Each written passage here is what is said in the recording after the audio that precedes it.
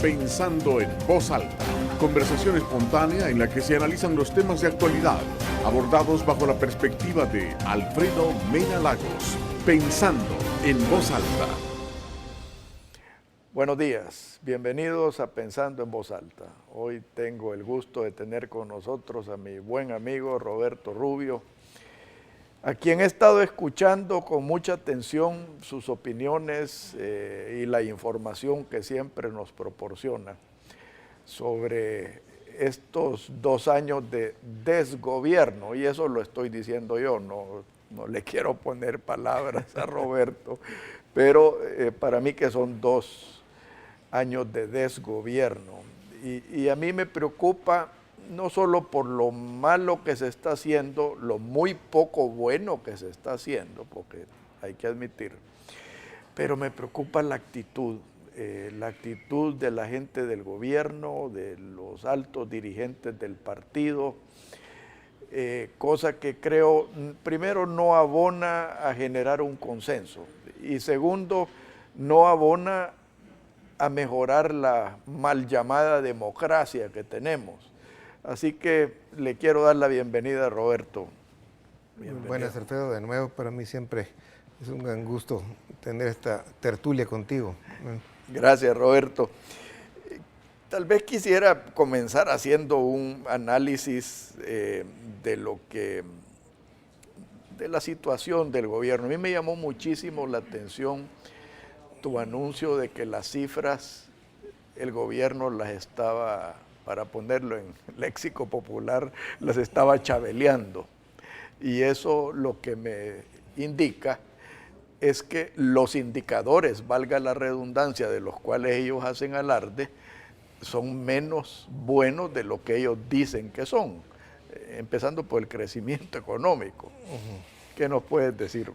Esta es una tendencia, primero, no solo de este gobierno, sino de anteriores también, que tratan siempre de decir lo bueno y lo maravilloso que les va.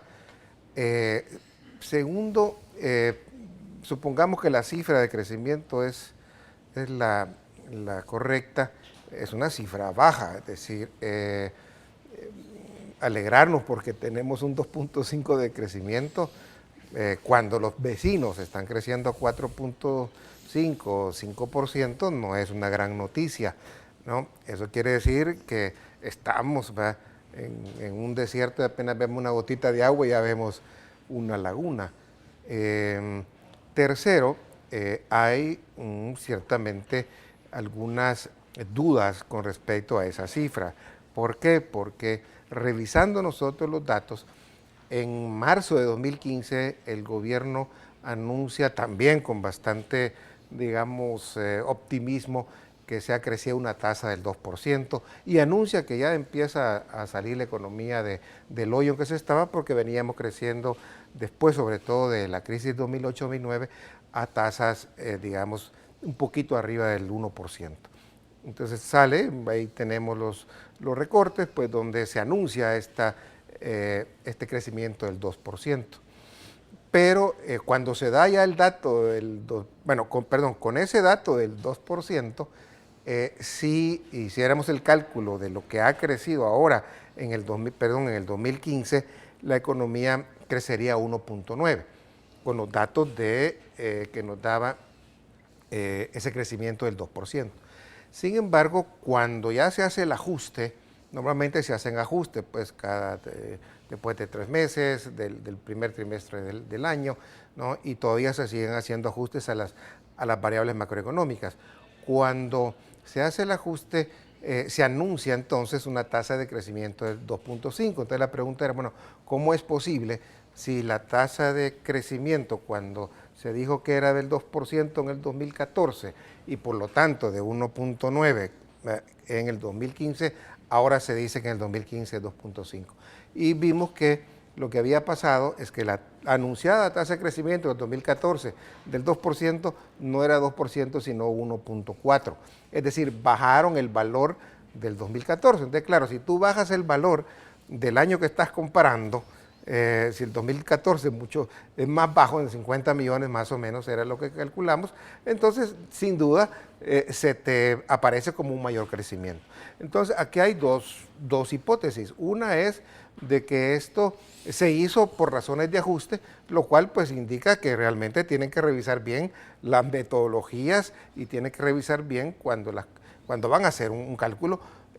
Pueden haber ajustes de décimas, pero no tanto, digo, de 0.6%.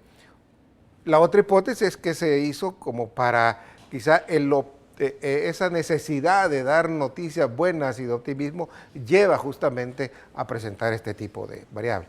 En cuarto lugar, y con esto termino, esta cifra también nos parece dudosa, no solo por haber hecho ese cambio de valores del 2014, al bajar el valor del PIB, al bajar el valor de la tasa de crecimiento, sino que cuando tú analizas el comportamiento de las otras variables económicas en el 2015, es difícil que te dé una tasa de crecimiento alta. Por ejemplo, el empleo solo creció en un 1%.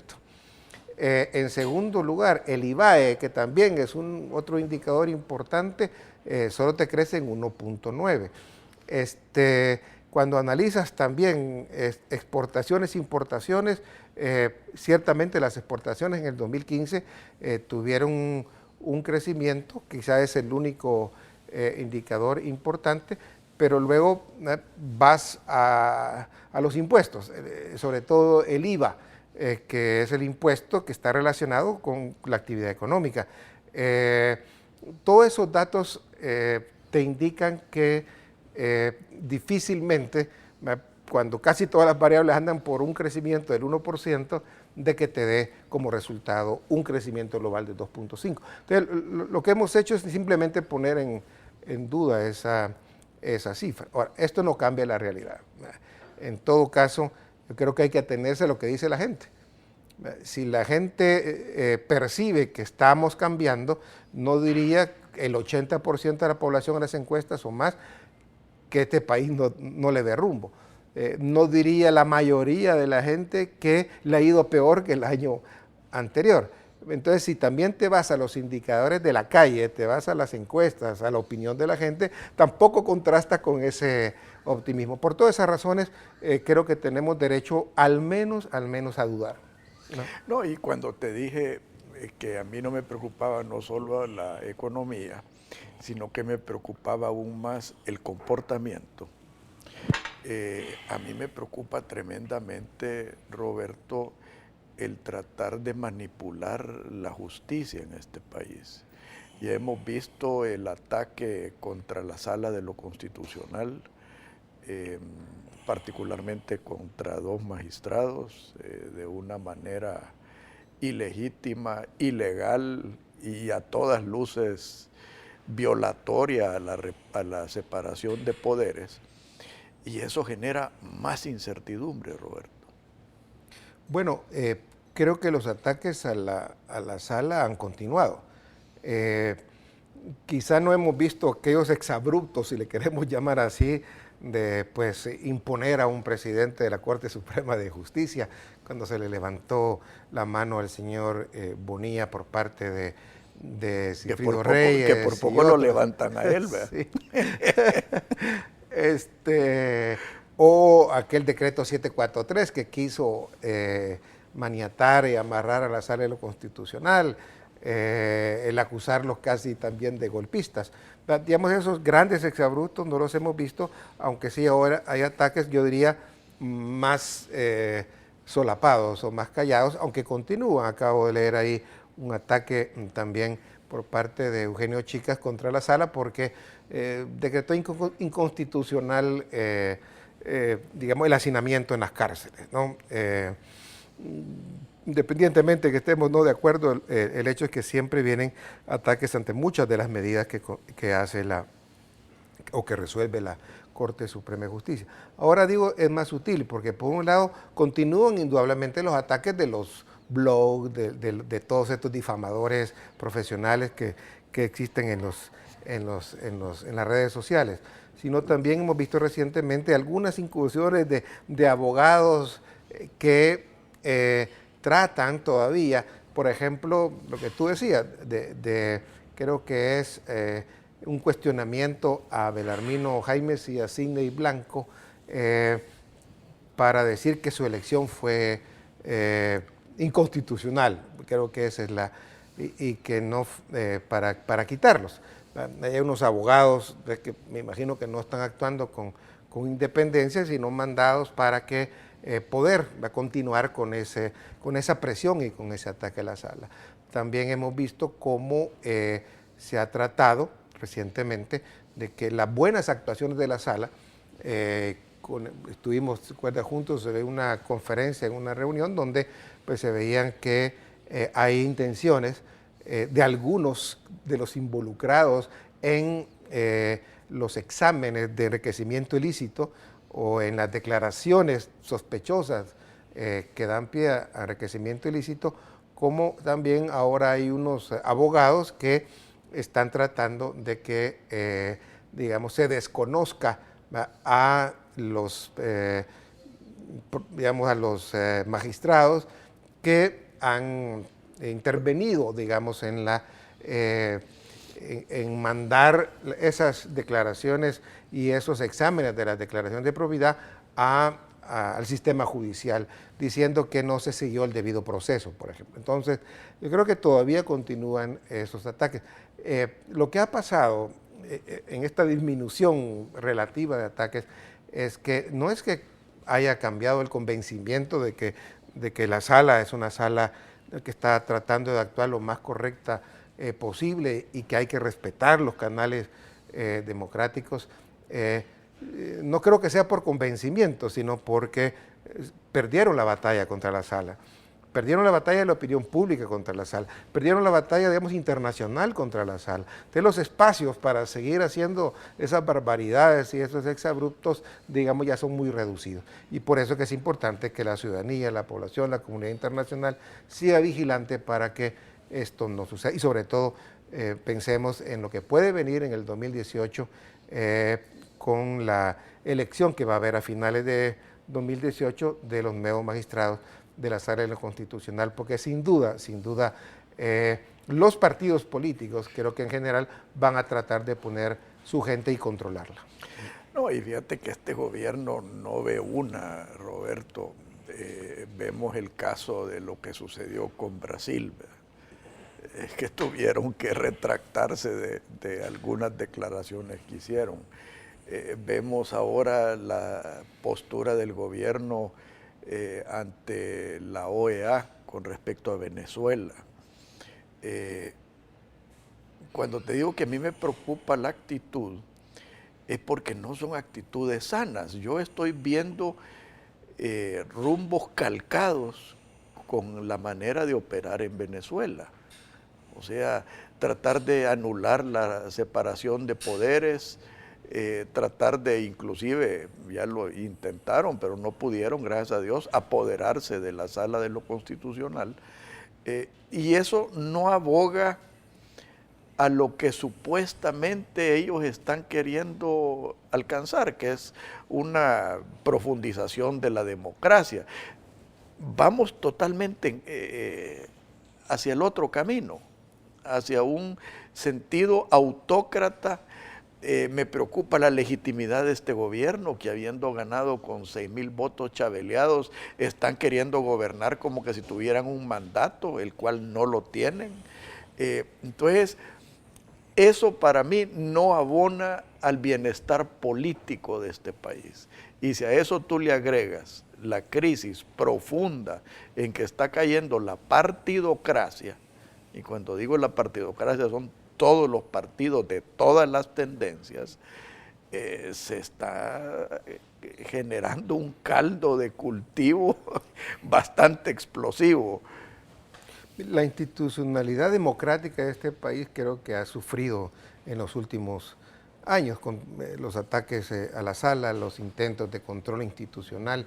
Por cierto, hay un artículo en el Faro que se llama Los cambios que no llegaron, donde le recuerda al frente sus promesas, sus posibles convicciones que tenían antes y sobre todo que ellos hacían hincapié en el contrapeso institucional, la necesidad de la democracia, y cómo pues el comportamiento, la actitud, más bien ha ido en un sentido contrario. Y ha sido quizá la presión de la comunidad internacional, ha sido las circunstancias de debilitamiento de Venezuela, ha sido una ciudadanía cada vez más consciente, ha sido el que tenemos al menos algunas instituciones como la sala que ha funcionado, que no ha permitido, digamos, que esas tentaciones autoritarias hayan avanzado. Y creo que cada vez es más difícil hacerlo, no imposible, pero cada vez es más difícil. Mira, yo creo que el Frente se mueve en un dilema. Por un lado, ya sea porque todavía hay resabios ideológicos de que consideran que Venezuela es el faro, quizá el faro donde se va a ir a estrellar uno, a seguir, ¿no? Y todavía poco siguen comulgando con aquella idea del socialismo del siglo XXI, ¿no? Que es posible que exista bastante todavía, que no se quieran desprender de algo que ya prácticamente ha fracasado y no saben leer la historia y para dónde va la historia. Pero al mismo tiempo acuérdate que el Frente se debe en gran parte a su militancia, es una militancia muy activa y muy ideologizada que ellos mismos han educado en ese esquema. Entonces, como partido, tienen que hablarle a esa militancia. Y de ahí que su discurso, una cosa es lo que dicen en Palacio o en la Asamblea o en el gobierno, pero cuando salen a la calle, cuando salen a Radio Mayavisión, uno no sabe a quién están hablando, al país o le están hablando a ese militante que empieza a criticarlo, que se están derechizando, etcétera, y entonces es un discurso para ellos. Y por otro lado está el gobierno. Es cierto que es el partido de gobierno y en el gobierno están gente del partido, pero la lógica de gobierno es diferente a la lógica de partido. Lo que de una perspectiva de gobierno es bueno, no necesariamente es bueno en la lógica del partido. No sé si tú te acuerdas con aquella baja del subsidio a la electricidad o al gas. Me acuerdo que el ministro dijo, bueno, vamos a bajar el subsidio, y eso afectaba a una cantidad grande de población. En menos de 24 horas vino la orden del partido a decir, revertirlo. No, lo que era bueno para Hacienda, lo que era bueno para, digamos, para las finanzas públicas, que era reducir el subsidio, no era bueno en términos electorales para el partido porque le iba a afectar. Entonces, ahí tienes dos lógicas que a veces chocan, y sobre todo que tenemos un partido mezclado con gobierno, que es una dificultad justamente para el proceso de toma de decisiones. Y cuando tú de repente, pues sí, vas a un diálogo con la ANEP, el gobierno tiene necesidad de hablar con los empresarios, el gobierno sabe que necesita incrementar la inversión y sabe que el empresariado es el que mueve la inversión. Pero de repente ves cómo, pues, personas, organizaciones cercanas al Frente o mandadas por alguien del Frente, pues van a atacar pues, a la ANEP, no se ponen de acuerdo en el tema del salario mínimo, después de haber firmado unos compromisos entre la ANEP y el gobierno sobre el tema de pensiones, aparecen nuevamente en la Asamblea. Es decir, todo eso dice, bueno, ¿y cómo entiendo las necesidades de gobierno con las actitudes del partido? En esa contradicción se están moviendo. En algunos casos es una contradicción real, en otros casos será de policía bueno, policía malo, pero el hecho es que se convive con esa dificultad, digamos, al interior del gobierno, y que ojalá predomine la lógica de gobierno. Sí, no, y que no nos lleven al despeñadero, como tú muy bien dices, ¿verdad? En el próximo segmento quiero que hablemos de esa esquizofrenia entre lo que se dice y lo que se hace, porque sí es una esquizofrenia peligrosa. Por favor, no nos cambie, ya volvemos.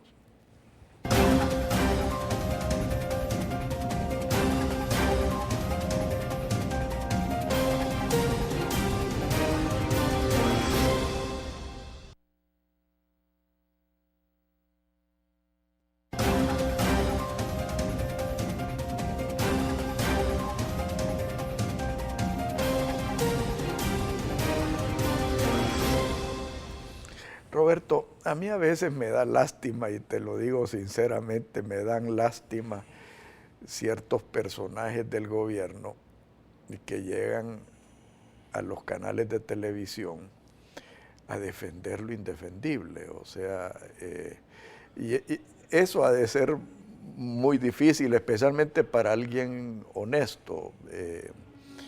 Y vemos que, si bien es cierto, hay algunos casos de éxito, porque a ellos les gusta hablar de Aeroman, les gusta hablar de ciertas inversiones en la industria farmacéutica, les gusta hablar de ciertos éxitos de la industria azucarera, pero no olvidemos una cosa, que todos estos sectores han sido sectores que han gozado, y en algunos casos siguen gozando, de privilegios que le están haciendo un tremendo daño al país, ¿verdad?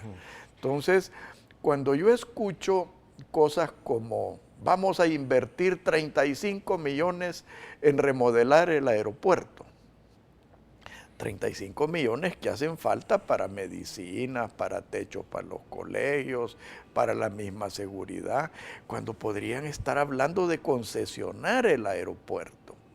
Pero ¿por qué no lo hacen? Porque tienen intereses creados, y me imagino yo que hay varios millones de razones para no concesionar el aeropuerto. Porque la ventaja de concesionar el aeropuerto sería, primero, que traes un operador con experiencia. Segundo, que ese operador, al tener la concesión, exigiría una política de cielos abiertos. Pues si tú ves ahora la cantidad de aerolíneas que llegan a Costa Rica, que llegan a Panamá, entonces esa contradicción de un éxito que cuesta.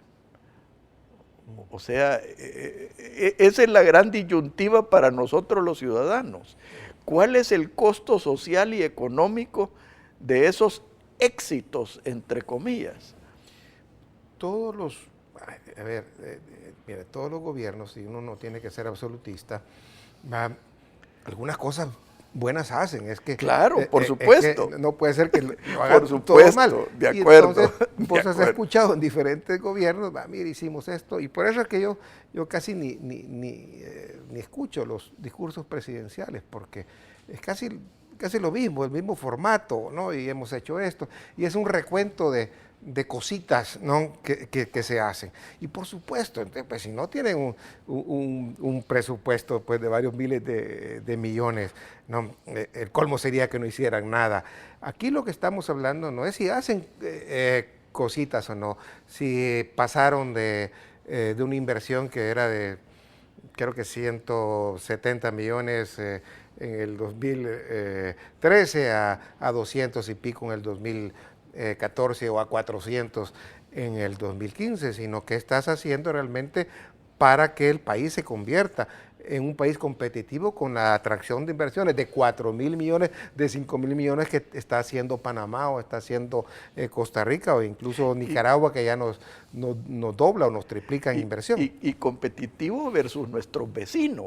Por eso no estamos hablando de ser competitivos con Europa. Y estás hablando que Honduras y Nicaragua y Guatemala, bueno, Guatemala claro, pero Honduras y Guatemala, que eran los hermanos así un poco vistos de menos, ahora resulta que están atrayendo más inversión que nosotros. Entonces se trata de ver qué apuestas estratégicas estás haciendo para que realmente el país pueda convertirse en un polo de atracción. No es un polo de atracción y no puede echarle la excusa a la violencia. Honduras es violento, Guatemala es violento, ¿no? O sea, hay una serie de razones por las cuales, digamos, no se ha podido hacer esto. Y una ha sido esa falta de visión, una falta de visión de ver para dónde encauzamos el país.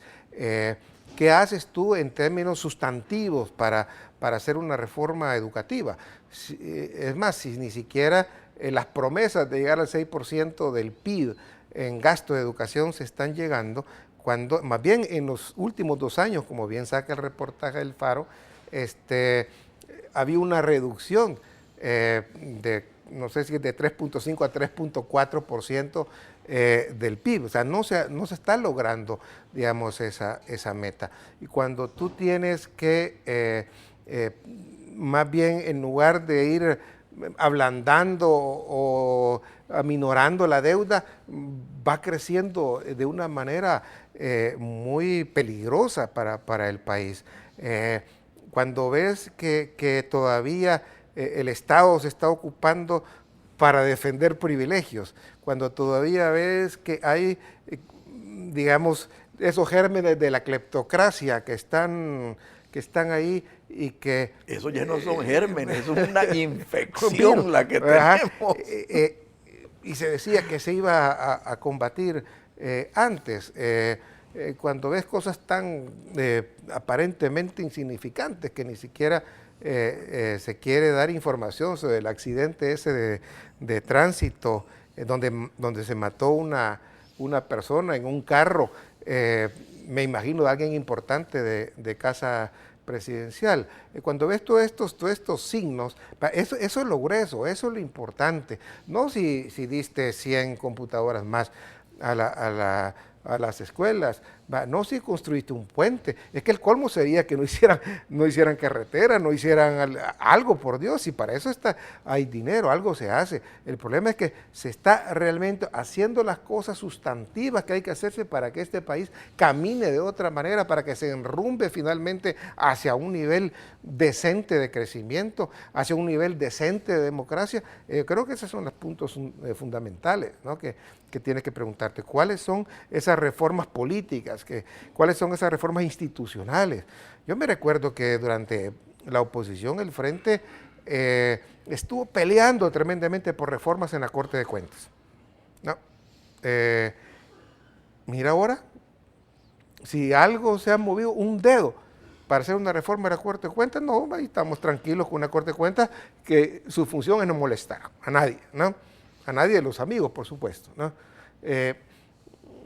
¿Dónde están los cambios que queríamos ver, ¿no? Los cambios sustantivos? Entonces la evaluación de un gobierno no se hace por la cantidad de cosas que hago, que traje aquí más inversión, que por cierto a veces se infla. Yo me acuerdo Mauricio Funes dijo que venía una inversión de 400 millones que nunca vino. Me acuerdo Una fábrica de focos. De focos, de energía, y nunca vino.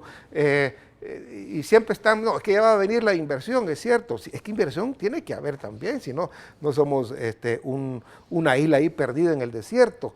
La pregunta nuevamente es, o sea, este país está enfrentando sus problemas sustantivos y está sentando los principios de solución. No digo las soluciones porque hay cosas que van a tomar tiempo, no les puedes pedir a un gobierno que solucione todo, pero por lo menos que siente principios de solución que le den esperanza a la gente y que entonces el 80% de la población deje de decir, mire, a mí me va peor. El 80% de la población deje de decir, mire, no veo mucha esperanza, no veo para dónde voy, ¿no? Yo creo que para eso hay que evaluar un gobierno. Y los gobiernos, perdón que termine, pero es que los discursos presidenciales tienen, y los gobiernos, dejar ese comportamiento de falta de humildad, de no reconocer los errores. Es que es increíble cómo no pueden aceptar un error.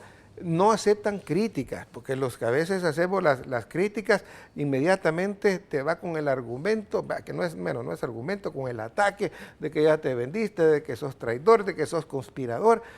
No aceptan ver cuáles son sus errores, no visualizan realmente sus retos. En los discursos presidenciales por lo menos no vemos eso. Y fíjate que no solo, y de nuevo, perdona que insista, es la actitud, Roberto. Los comentarios de aquella mujer del Frente que dijo que ¿qué eran $700,000? O sea, ese es un cinismo descomunal, pues. O sea, vemos los gastos en comida, en discotecas y en trago, en cepa. O sea, ¿será esto parte de las millones de razones que tienen para no concesionar el aeropuerto? O sea, me pregunto yo, pues entonces uno de ciudadano común y corriente dice, bueno, si esta es la actitud de esta gente, que es una actitud de indiferencia contra las necesidades de la población, una cínica hacia la transparencia y hacia la honestidad en el gobierno, tú decís, bueno, entonces, ¿cómo va a cambiar? Pues, o sea, hablan de logros en educación y vemos que la PAES cada día va para abajo. O sea, yo tengo años de estarlo diciendo de que el profesor Sánchez Serén, cuando era ministro de Educación, lo primero que hizo fue destruir lo que estaba funcionando en educación, que era Educo. Entonces, ahí vamos con tu comentario, ¿verdad? No solo no admiten errores, sino que son cínicos y mentirosos. Mire, alguien, bueno, conocido, David Escobar Galindo, ya lo he citado como en 3 oportunidades en las últimas ocasiones que he tenido de entrevistas, dijo que Arena y el Frente eran espejos paralelos. Claro. Y ahora leyendo este artículo del Faro, ¿verdad?, que también hace una comparación de las cosas que hacía Arena y las cosas que se hacen ahora con el Frente. Y justamente llega a esa conclusión, ¿verdad?, que esos cambios que se decían que querían que este país no se endeudara, que pues se negaban a los préstamos justamente por eso, porque decían que el país estaba endeudando, que criticaban que el partido Arena se tomara las instituciones, que criticaban que el partido Arena buscara justamente manipular, ¿verdad?, a la Corte Suprema de Justicia, a la Corte de Cuentas, que criticaba la alianza con un partido taxi como era el partido de PCN con Ciro Cruz Cepeda, que criticaban justamente la corrupción que había en gobiernos anteriores. Ponte ahora a pensar cómo todas esas cosas que antes para ellos eran buenas, ahora, perdón, o que eran malas, perdón, ahora resulta que son buenas. Y no solo resulta que son buenas, sino que la justifico. La justifico porque yo me siento dueño del gobierno. Actúan con mentalidad de finqueros, nuevamente, y es la actitud que tú dices sin desmedro de los finqueros. Sí, por favor, por favor. Sí, es que... no comprendo y es que es cierto. De que yo manejo mi finca como quiero. Como me da la gana. Entonces, con la única diferencia, que el verdadero finquero paga dueño, las consecuencias. Sí, mientras que el otro no es tuya la finca, ni lo que de ahí saca, no es tuya. Entonces, siguen con esa actitud también. Y esa actitud les da esa prepotencia de decir, bueno, a mí no me tienen por qué criticar. El que me critica es simplemente porque está apoyando al otro. Es golpista. O es golpista. Mire, ya hasta el colmo, pero eso ya es el colmo. Es decir, que aquellos que buscaron o que buscan mejorar la institucionalidad en contra de la corrupción, una de las alternativas, no me estoy casando con esa, es la creación de la CICI, es una comisión internacional contra la corrupción. No, yo creo que sí te tenés que casar. Yo tengo pero con un matiz. Vamos a hablar de eso en el próximo segmento. Ya te explico ese matiz, pero para llegar a ese colmo de decir que los que piden eso son golpistas, ahí te muestra cuál es la voluntad que hay para entrarle a la corrupción. Y o sea, que aquí vemos muy pocos cambios y hacer varias cosas. Tener a veces, como hay algunos funcionarios que tienen buena intención, es cierto que hay algunos, no todo es negativo, hay algunas cosas positivas que están ocurriendo en CEL en materia de transparencia, hay unas cosas positivas que ocurrieron en el Ministerio de Obras Públicas con Gerson Martínez. Yo creo que no es todo blanco y negro, pero a lo que voy es que a las cosas esenciales en materia de corrupción, en materia económica, en materia política, de institucionalidad democrática, hay fallas enormes y uno tiene que comenzar reconociéndolas al menos. No, y que anulan lo bueno que se está haciendo, porque yo estoy de acuerdo contigo, si han hecho cosas buenas. O sea, para mí Gerson Martínez es quizás el mejor ministro que hay. Hugo Martínez creo que ha hecho un papel decoroso.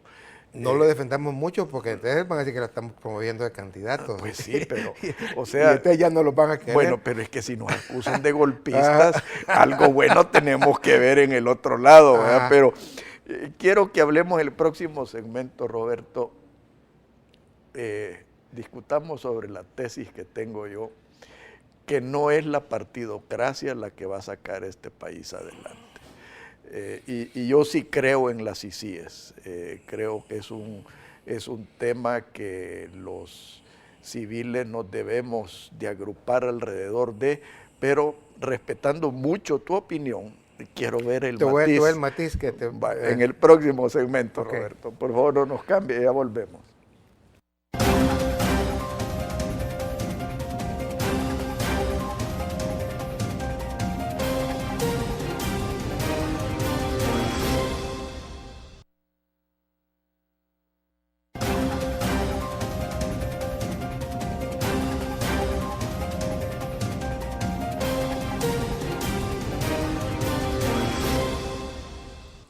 A ver, Roberto, cuéntame de ese matiz que yo te he dicho fuera de cámaras, que uno de mis muchos defectos es que me cuesta ver matices.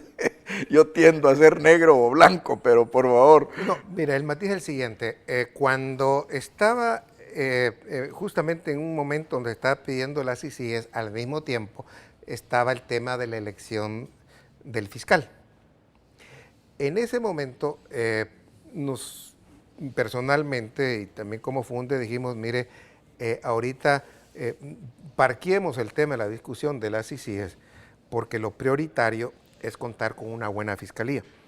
Porque si se reelegía el anterior fiscal, Dios nos ampare, lo que nos hubiera sucedido.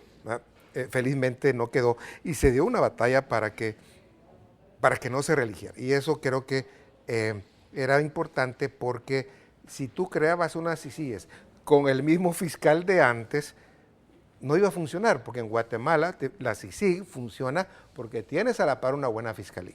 Entonces, ambas cosas que allá se llama el Ministerio importantes. Público. El Ministerio Público en Guatemala. Entonces, ya dada esa batalla, y para no entrar en temas de soberanía, aunque eso es un poco hipócrita, porque antes yo me acuerdo que en el mismo frente, digamos, pedía ante la violación de derechos humanos, pues que se interviniera, que vinieran comisiones internacionales, etc.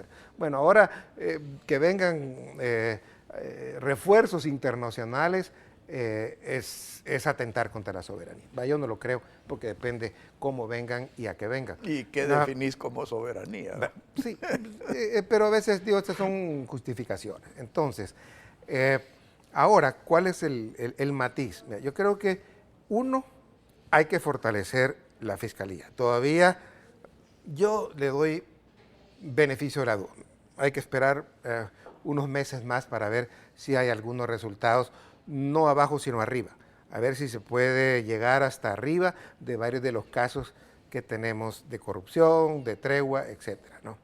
Luego, una vez tú tienes una fiscalía fortalecida, digo, se ha mejorado la fiscalía, una de las formas de mejorarla es adscribiendo una unidad internacional o una unidad anticorrupción con refuerzo internacional, apadrinado justamente por la comunidad internacional. ¿Eso qué quiere decir? Que tenga también personas como Iván Velázquez, o sea, que traigan personas de fuera que no están contaminadas. Es decir, que el problema acá de una persona que trabaja en esas, está expuesto, digamos, a que si actúa bien y después está pensando, mire, después me puede venir a matar un narcotraficante porque lo metí a la cárcel.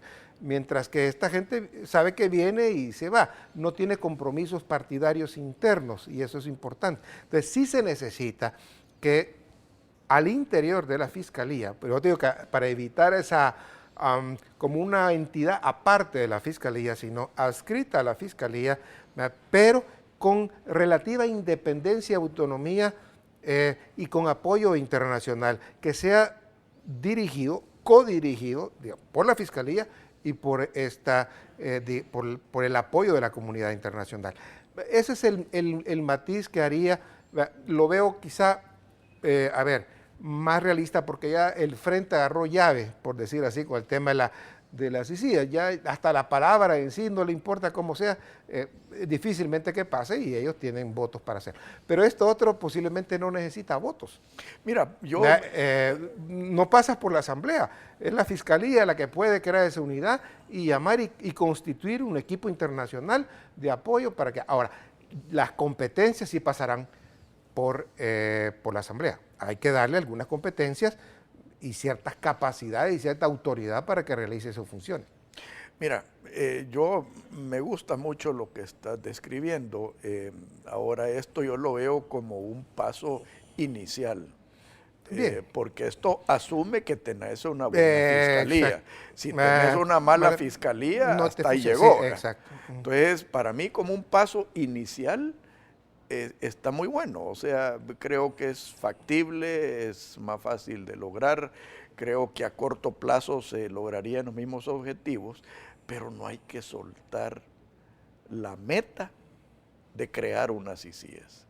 Me parece bien y creo que aquí hay que verla justamente como el resultado de un proceso, no Correcto. como el inicio de un proceso. Correcto. En Guatemala se dieron ciertas características, además también en Guatemala fue un proceso, o sea, la CICIG de Guatemala para llegar a lo que es, tuvo un proceso inicial también que tuvo que pasar varias dificultades y mire lo que se logró. Yo creo que si se ve como un primer paso, si eso está funcionando, qué bien. Si le falta que añadirle más fuerza internacional, pues vámonos encaminando hasta si es necesario tener una instancia completamente autónoma, con autoridad y capacidad de investigación. Yo creo que sería lo ideal, pero hay que ver lo que es también políticamente viable en el tiempo. Hablemos de la partidocracia, Roberto. Yo sé que tú tienes un grupo de jóvenes que está organizado para buscar logros de la sociedad civil y a mí me preocupa la dispersión de todos estos movimientos. O sea, hay varios movimientos cívicos que esencialmente están buscando lo mismo. ¿A ti no te parece, Roberto, que viene siendo ya tiempo de unificar estos movimientos? Yo le he llamado FAN, porque fue lo que se organizó en los años 80, ¿verdad? Pero vaya, no lo llamemos FAN porque tiene la palabra frente, que a mí tampoco me gusta.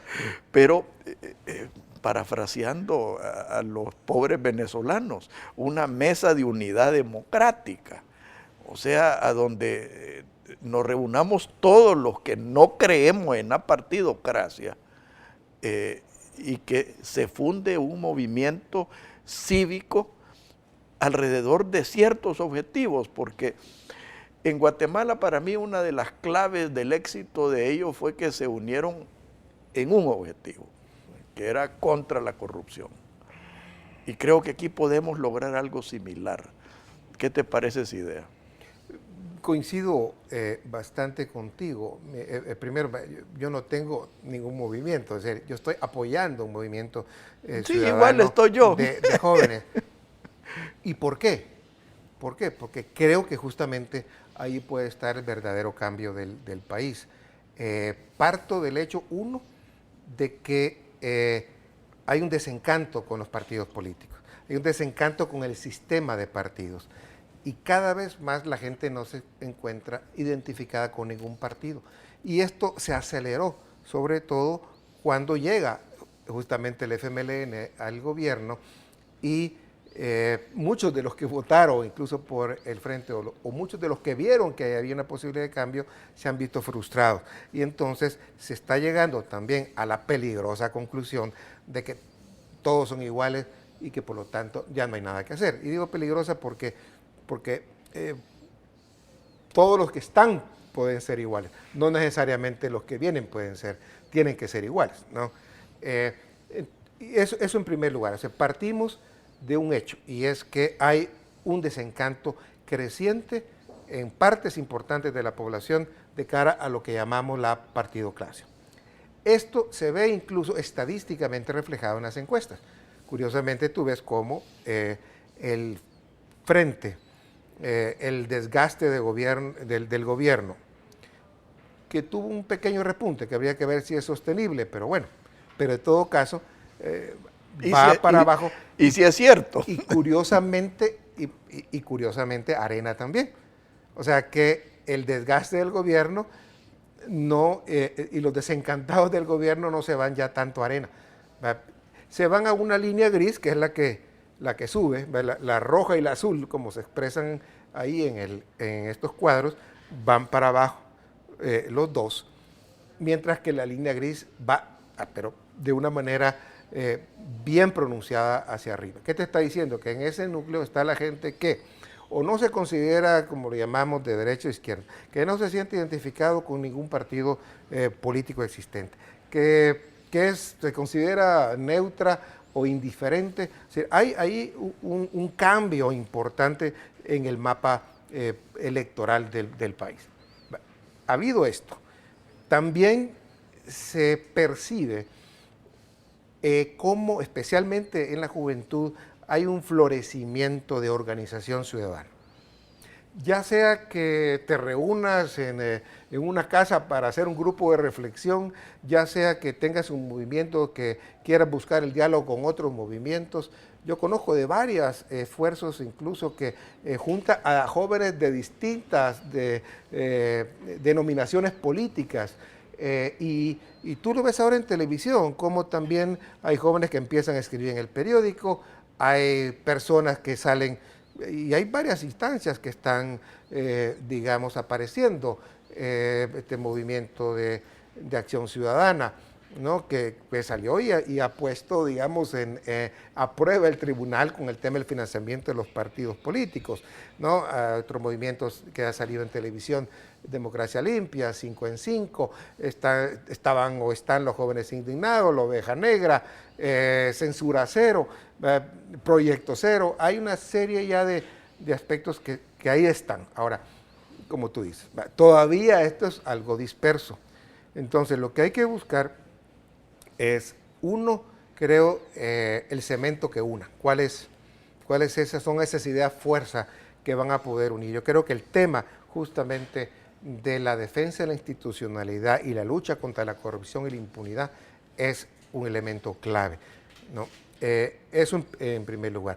Tienes que buscar también algunos grupos o personas, digamos, que puedan ser creíbles, es decir, que puedan tener capacidad de convocatoria.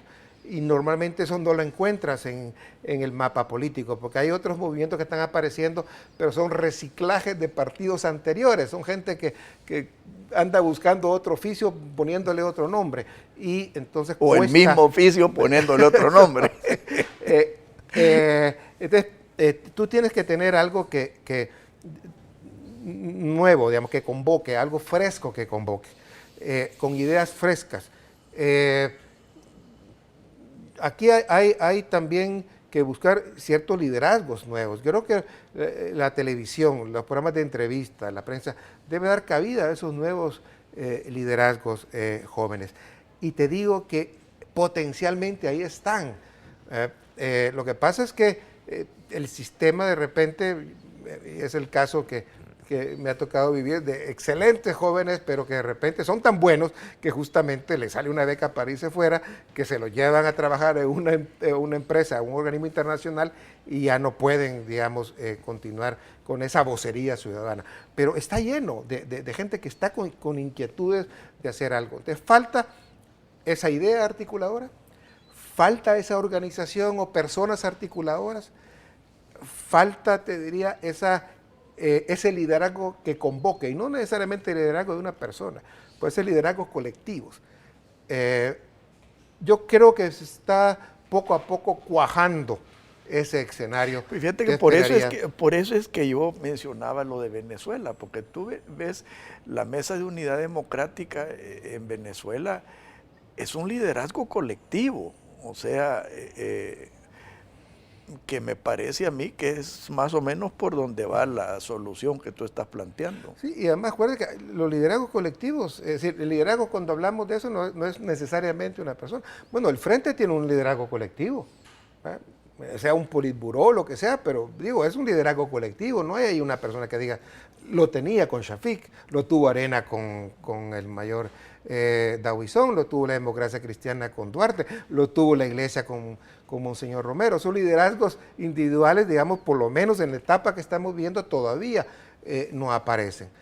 Creo que vamos encaminados a, yo no sé cuánto tiempo, si van a ser meses o van a ser años para que esto vaya realmente engranando y pueda surgir ese movimiento ciudadano que pueda realmente impulsar los cambios, que pueda surgir ese partido político, que pueda ser también un vehículo importante, ¿no?, de este movimiento, que pueda, digamos, cambiar. Mira, ¿cómo ganaría el país que de repente hubiera un movimiento ciudadano o un partido político decente y que realmente con gente fresca y que lograra en las próximas elecciones desplazar a Gana? Porque, digo, desplazar al Frente de Arena va a ser muy difícil en los próximos años. No creas. Digo, difícil para el 18 lo veo complicado, pero, bueno, no imposible. Lo veo, digo, empleé la palabra difícil, no imposible, pero un movimiento ciudadano que a la par de un partido político, digamos, diferente, fresco, pueda ganar 11 diputados y por lo tanto convertirse en la bisagra, porque si tanto Arena como el Frente o el que llega al gobierno, como aquí ha sucedido, tú tienes para gobernar necesidad de estos 11, 12 diputados para tener esa mayoría simple en la asamblea. Es lo que se llaman los partidos bisagra. Pero cuando tienes partidos taxis o tienes partidos gánsteres que, digamos, están ahí para ver qué sacan, y entonces este partido de gobierno se tiene que aliar por aritmética con este otro, entonces el país pierde. El mismo partido pierde, el mismo gobierno pierde. Lo que tienes que buscar entonces es un partido decente, que se vean obligados a tener que hablar y gobernar, si quiere llamar así, no gobernar, buscar gobernabilidad con un partido decente. Este país cambiaría muchísimo. Yo creo que eso es lo que hay que apuntar para el 2018 y ojalá, ¿no?, que puedan surgir estas iniciativas, ¿no?, que se están empezando a florecer, a inquietar. Yo soy bastante optimista, ¿no? Yo no sé si se va a lograr, como te digo, en meses o en años, pero el país camina por ahí. Bueno, lo importante es que habemos varios que estamos en esa línea, Roberto, y yo creo que tú y yo somos reflejo de eso, pues, o sea, ambos venimos de diferentes polos, si se quiere llamar así. Y que, de Arena y el Frente. Sí, ¿no? Y que la vida afortunadamente nos ha demostrado lo mucho que tenemos en común, o sea, los objetivos principalmente. Así que eso a mí me da esperanzas y yo te exhorto a que sigas en esa lucha y que veamos la manera de generar una mesa de unidad democrática para ciudadana para salvar la democracia. Totalmente de acuerdo, y en esto deben caber todos aquellos, no importa si se califican o se apodan de derecha, izquierda o de centro, sino todos aquellos que realmente consideramos valiosa la democracia y consideramos valioso el ser decentes y buscar la honestidad. Perfecto, muchas gracias, bueno, Roberto. Gracias a ti, Alfredo. Que Dios los bendiga a todos, muy buenos días. Esto fue Pensando en Voz Alta, conversación espontánea en la que se analizan los temas de actualidad, abordados bajo la perspectiva de Alfredo Mena Lagos. Pensando en Voz Alta.